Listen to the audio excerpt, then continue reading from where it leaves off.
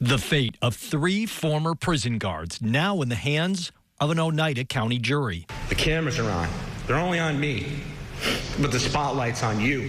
Attorneys on both sides taking all day to make their final cases. David Kingsley never struck Mr. Brooks.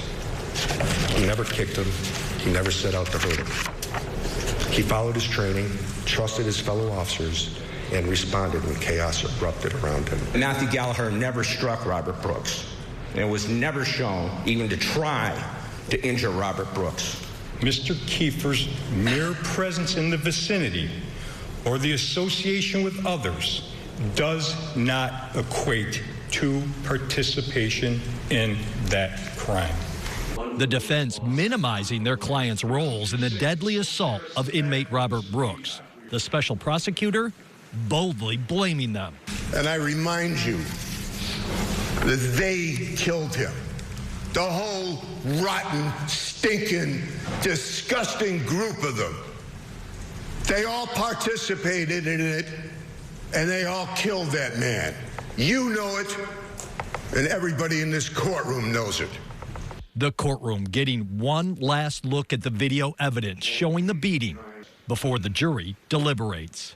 Just because correctional officers wear the same uniform doesn't mean they're part of the same gang. You have to make the right decision. You do.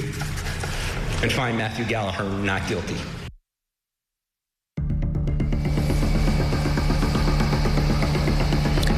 And good evening, I'm Jeff Kulikowski. Christie off tonight. The jury getting only about 20 minutes at the end of the court day to begin its all-important deliberations.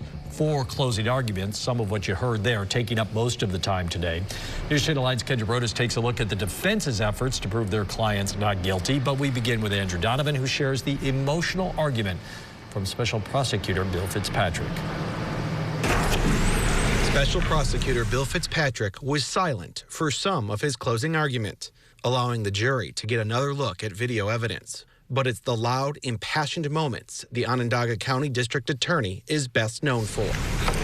How much training do you need to join the human race? In one argument, having to summarize murder charges and more against 3 different officers. They killed him. The whole rotten, stinking, disgusting group of them. While also highlighting the unique accusations against each. We have 3 heroes in the room, ladies and gentlemen.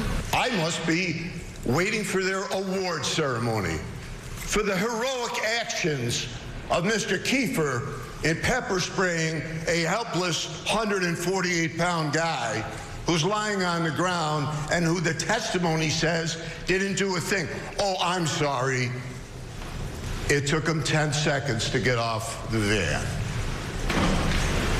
The death penalty for that? Mr. Gallagher, a babe in the woods, didn't say a thing, just doing his job. Shackling a guy who's getting his testicles pushed up to his larynx, right in front of him. And he has the temerity to stand in front of you for 90 minutes and say, he did nothing wrong, just following orders. He's such a good guy. Leg iron award for him, pepper spray award for him, and God only knows what for Mr. Kingsley, who also did nothing wrong. That is the last argument the jury heard before beginning deliberations. The prosecution has the benefit of going last. Those jurors, though, by that point had already sat through hours of closing arguments, but from the defense. News Channel 9's Kendra Broadus is also here at the Oneida County Courthouse covering that side of the case. Kendra? That's right, Andrew. So a unifying theme of this defense was blaming the person who's already admitted to hitting Brooks first, Christopher Walrith, who will spend 15 years in prison. The lawyers collectively also blaming the supervisors in the room and put a spotlight on what they say training looks like, especially when it comes to stopping fellow officers during use of force. And all of the attorneys brought attention to the prison system itself, saying the officers live on the line of danger and order. David Kingsley never struck Mr. Brooks.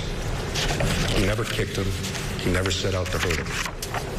He followed his training, trusted his fellow officers, and responded when chaos erupted around him.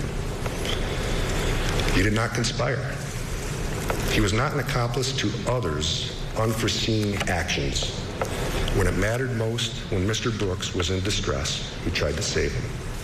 Matthew Gallagher walked into a situation in the medical room at 9:24:55 p.m. that he did not create. He orchestrated nothing. All the conduct that was promised to you, that they would prove to you that Matt Gallagher did, was done by others. Anzalone, Farina, Kessler, Walrat. None of it was done by Matthew Gallagher. Mr. Kiefer's mere presence in the vicinity or the association with others does not equate to participation in that crime.